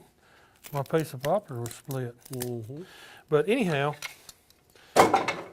so much for the plug cutter. That's how that works. And when it's just neat. When you run it up through there, you can do hundreds of them, and they just jump out, and you get handfuls of them. You don't have to buy them. How about that? That's from me and Bobby to all of y'all. Wonder where the old saying, "You're not worth a plug nickel" comes from. I don't know, but I've been called it a lot. Yeah. They've told me that. My daddy always said, he said, I wouldn't take $1 million for that boy, but I wouldn't take a plug nickel for another just like him. There you go. Okay. Anyway, I think, stay right over there, D. You be still over there. I'm coming back to you. Hang on. Where'd I get to? I got to mark this off. Bandsaw, curse is yours too. You think these people going to soak all this knowledge in? I don't know. I'm fixing. I'm about done. You throw a lot of stuff out there. I've got a cool thing I want to do on the bandsaw. Two things. I've got a cool thing I want to do. Let's pretend I've built a chest, and I want this to be the feet, or the part that touches the floor. And I want a pretty decorative something down here, but I want it to be exactly the same on both sides, and I don't have a pattern for it. What do we do? Let's say we want the part that strikes the floor to be 3 inches on either side. So I'm going to come over 3 inches each way. I do this all the time, and it's really neat. Now what I've got to do is find the center of this board. It's 30 inches. What's half of that? That'd be 15. That'd be 15. In Brownsburg, Graftonville, or Hollytown, 15. Where did you go to elementary school at? Brownsburg. You went to Brownsburg Does too? it show? Okay. No. You Well, all go- the smart people came from You Brownsburg. must have went too. Huh? You must have went too. All the smart people, no, I better not go there. I'll get myself in trouble. The good-looking, smart people went to Brownsburg. Now, what I do is, I've done so many of these, I'll just make the arch myself with just because I've done a bunch of them. Mm-hmm. But I'm going to show you how to make the other side exactly like it. That's the hard part. You can draw one side. That other side ain't going to match. I don't care how many times you put it on there and erase it. So, all I'll do is I'll come up here and I'll say I want that sucker to come down in a good arch to right there. But I want the other one to go up just like it. I can't do that again, Bobby, to save my life. Mm-hmm. So we're going to bring this down here and stop at center. Now then, here's what we're going to do. Watch me over here, D. You got me? Hello. I want to make this cut first.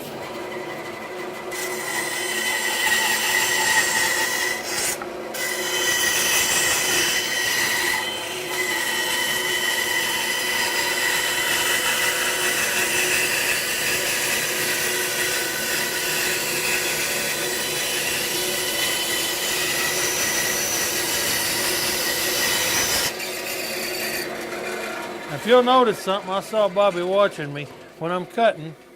Did you leave? Hello, you don't know what we're doing. You can't help it, D. You're doing a good job. If you notice when I was cutting, I had my offhand over here. That steadies my work and helps me guide it. Rather than reach back here and try to follow that blade, I keep one side on it and it just holds it against it and it helps a lot. But what I do is I'll take this piece that come off over here at 3 inches and I turn it upside down over here at 3 inches or thereabouts. And now they're both exactly the same. Mm-hmm. And it'll happen every time. And I'll show you what we've made.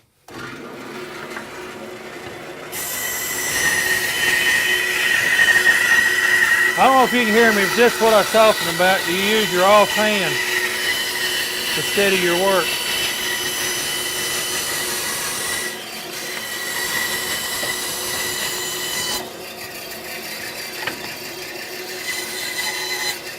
That was done real quick, but what we've wound up with is a really pretty scroll work on a front leg for a chest, and I just scratched her out by hand. And the thing is, it's a one of. There'll never be another one exactly like it again, will there? Mm-hmm. And one more secret on if you're using this bandsaw, when you're working, you use your offhand to steady your work. Mm-hmm. The second thing is, don't move your feet. If you've got to move your feet to switch positions, stop cutting, because it's physically impossible to move your feet without moving your body. And I know there's something else you did. And you're going to get off. And you probably did it not even thinking because you do it. You left a little bit of the scribe of the line on there Always. so that you can take it to the sander and sand it down perfectly. It's what they Both call leave a line. Yeah, Leave a mark. leave the mark. Leave a mark. You always do that because you're not going to get a perfectly regular cut. And second, you've got this curve anyway that you got to get off. You'll take it down to it. You're exactly right. Good eye, Bobby. G-O-O-D-E-Y-E. Good eye, good eye. Good eye, Bobby. I learned that in softball, girls softball. Okay, now what did I bring this thing over here for? This. Well, I don't know. I have used it to There make, you go. What if, let's just say we're marking it out on this. What if we want to make a 3-foot long arch? How about that? What happens is if you use a metal yardstick, it don't have grain in it. It's all going to bend the same everywhere it goes. So if you want to make a long sweeping arch, get you a metal yardstick. And it'll make a perfect arch every time, and you don't have to worry about trying to do that. It's just a little tip from me to you. I told you there's going to be a lot of tips. I don't call it a yardstick. Well, it's not a yardstick, it's a 4-foot stick. What do you call it? A bench rule. A bench rule? Mm-hmm. This is a bench rule. A yardstick is 36 inches. Are they yardsticks? Yeah, but this one is 48. Yeah, so that's not a yardstick. There's no yardstick. You ever heard that old saying, the whole 9 yards? Mm-hmm. Do you know where that come from? No. Would you like to know? Sure. I know and I can tell you. Okay. Vince, you ever heard where it come from? Dale, Denise, nobody in this room knows except me. In World War I or World War II, the guys that was down in the gun turrets, Mm-hmm. the shells were put in belts. The belt was 27 foot long. So when they say give them the whole 9 yards, 27 feet is 9 yards. When they say the whole 9 yards, that's where it came from. They would give them the whole 9 yards, and if they didn't hit them, they'd load up another 27 foot belt, take off again. The whole 9 yards. There you go. Well, I've learned something. Well, you just pay attention. You might find something else you like. And okay, that's got. Oh, one more thing I want to do with the bandsaw while you're here, and then I won't make you come back over here. Something that you might do, Bobby. I don't know if you've got to cut a dowel. It's got me. First thing you do is you store them perfectly in order. If you got to cut a dowel, a lot of people grab it and run the radial saw. Don't do that. It could roll on you. Mm-hmm.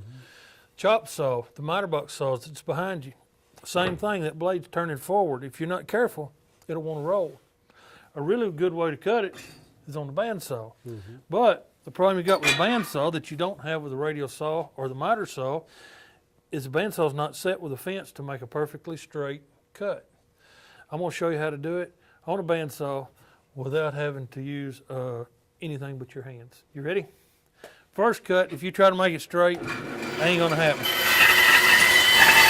I don't care how hard you try, that's gonna be off just a little bit.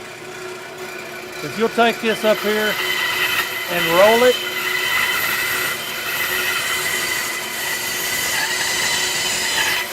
you roll right back to the cut that you just made and it'll be perfectly square every time. You roll your cuts on dowels on a bandsaw and it'll be square, and you don't have the danger of it rolling or jerking out of your hands that you do Okay, on we're other on saws. 3 things you taught me tonight. You didn't know that either? Mm-mm. Hey, like that. Yeah. Pretty slick, It ain't it? worked, yeah. I had figured that all by myself. I would have learned it in shop class, but my teacher didn't know that.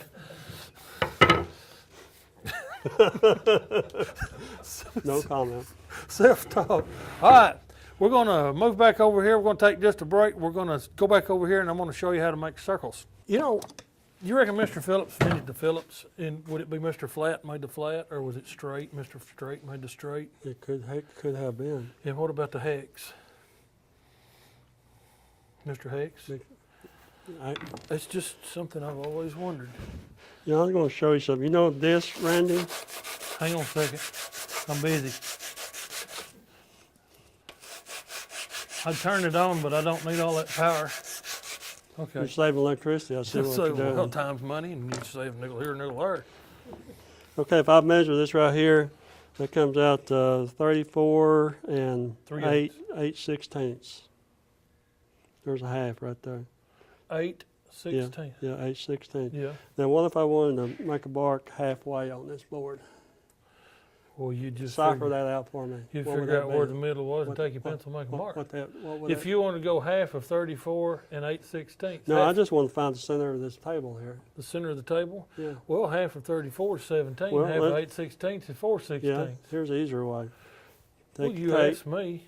Well, I know, and that's one way of doing it. Okay.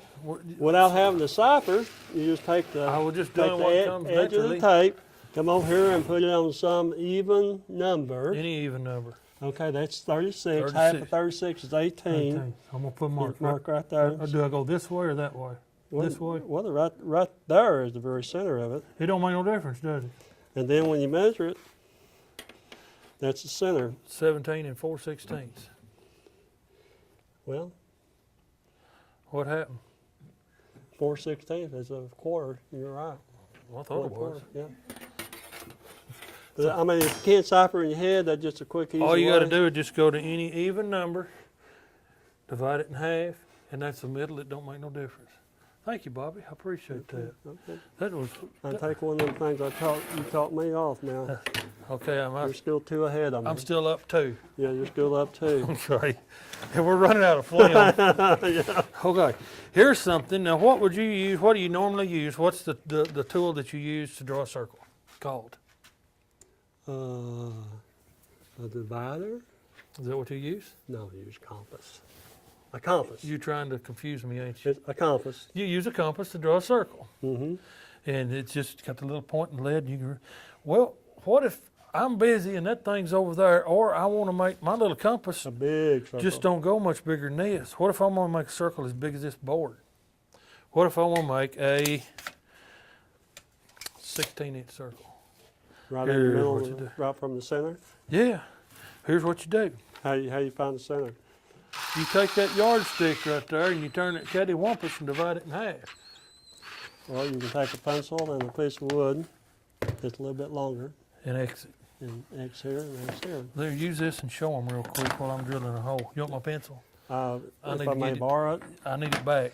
well, you can just go from corner to corner, this corner to this corner, make you a light mark right in the center, and then go to the opposite corner. Pencil only, never ink pen. Do not use ink pen. Don't use an ink pen and mark it again, and there's the center of your board Dead right center there. every time. Now, I'm going to tell you real quick if this board is square.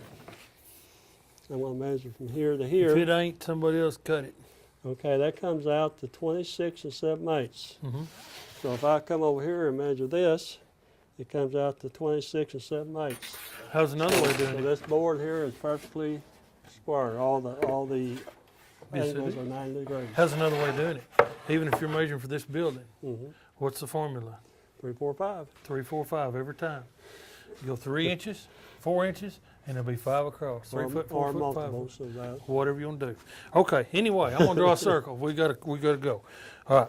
So first thing I'm gonna do, I'm just gonna get a little scrap. I'm gonna drill a little pilot hole. Now I want a 16-inch circle, so half of that's gonna be what, Bobby? Half of what? Half of 16. Well, it'd be 8. Half 16's 8. So I'm gonna do half of that, and I'm gonna drill a hole right there.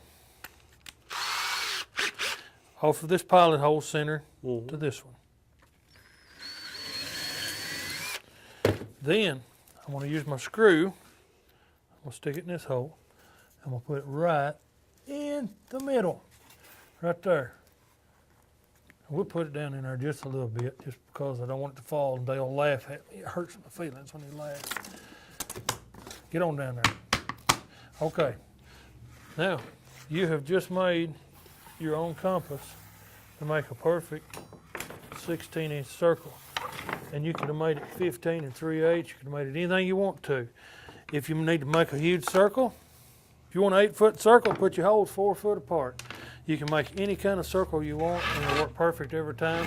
And when you get through, you don't have to put your tools up. You can just throw them in the scraps, and there you go. How about that? Pretty cool, ain't it? Mm-hmm. That's pretty much. How much film we got left? 7 minutes. I got to show you Zoom. Did you ever use a Zoom? Them things just impress. I probably know what it is when I see it. Well, it's got a big technical term. It's oscillating variable speed orbital rotating thing. But I call it. Thing. I call You're it. doing real good until you got that last word, thing. Well, it is a thing. Thing's a noun, ain't it? Is it? Well, I guess you could call it, I'd call it a tool. But thing's a noun. Yeah. Person, yeah, place, or yeah, thing. Yeah, it is. Well, this is a thing. Okay, So there's my thing. okay. Oh, that thing. This thing. Yeah. You got it now, don't you, Bobby? Woo, took a minute, didn't it, brother? I just bought me a new one of those. You got a new thing. Yeah, a new Well, I thing. got an old thing. I lost my last one. Well, in my the- old in thing the- still in the- works good. I didn't need a new I thing. lost the old one in a river flood. Oh, well, what I do with this, yeah, you got a new thing. I'm jealous. I'm telling my wife, Bobby got a new thing. I want a new thing too. Checking his blade out there to see what kind of blade it's got. This is probably not the right size dowel for that hole, but it's what's close. And this is just for demonstration purposes only. Okay. But this little zoom is just the darndest. Boy, it was it too. Now, let's say you need to trim this off flush. And you can take a saw. You can take a flush cut saw, a pull saw, as they use that a lot, the Chinese. We used to have the old dovetail saw, Right. Or you can use your thing. your Zoom Zoom. You can use Zoom Zoom. And what I like about Zoom Zoom is it won't cut you. Yeah. It's vibrating, it won't cut you. But you can take this. That is just, it impresses me every time I do it. I can't help it. How long has that thing been around, would you say? The Zoom Zoom, Mm-hmm. I know they've gotten popular just in the last few years. Surely to goodness they've been around a while. But I've only seen them really marketed and sold recently. Yeah.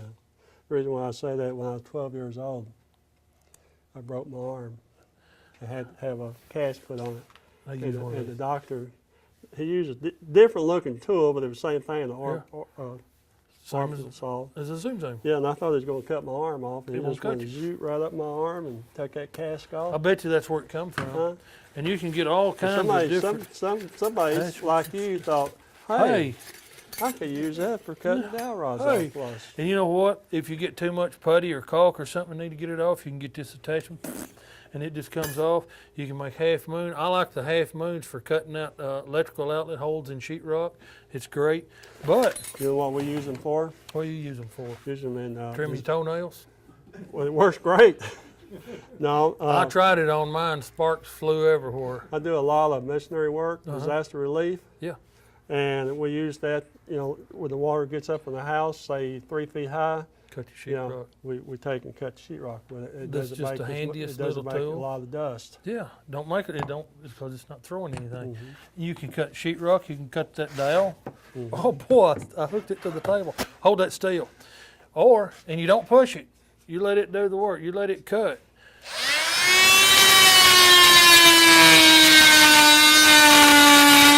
See there? It'll cut right through that 1/2 inch plywood. It'll take 3/4 plywood. It A lot of is. times the carpenter, like when they put up the doors Mhm. on the sides, on Mhm. the framing, and they're going to put maybe carpet down or tile or something down, then they'll just take like a piece of wood, however thick they want, Right. and put it up against it, And and then take this right here. Trim your face frame. Yeah, They And it's- used to make and a circle saw for that, yeah. but this is just so much It, better. it makes it a whole lot better. It's a great tool. 2 minutes? Actually, a minute and a half. Bobby, where does time go when we're having so much fun? I don't know. We've had all this music and we've learned so many things, and I only got halfway through my list. You want to do this again sometime? We'll have to do it one more time. I can't tell you how much I enjoy you being here. I appreciate you helping me. It means a lot to have you here. I appreciate the kind words you had a while ago. Well, I know you enjoyed meant being it. around you. I know that you meant when you was bragging on me, and I take that as a great compliment. I honestly do. But with all of that mushy stuff out of the way, I'm still 2 up on you, buddy. Yeah, you are. We're keeping. We're keeping count. I'll get back. Can we do this again sometime before long, y'all? Now, we're going to be able to see this. For the longest time, we was just, you see us on MediaCom, but I understand that you may be able to look at YouTube before long and see this. So it's going to be great. If that's a possibility, we might go viral, Bobby. We might run out of things to talk about. I doubt it. Yeah. I doubt it. Just wind me up, pat me No, on the as butt. long as you're around. I doubt it. Look at the camera and tell everybody, see you later. Okay. See you God later, bless. guys. See y'all later.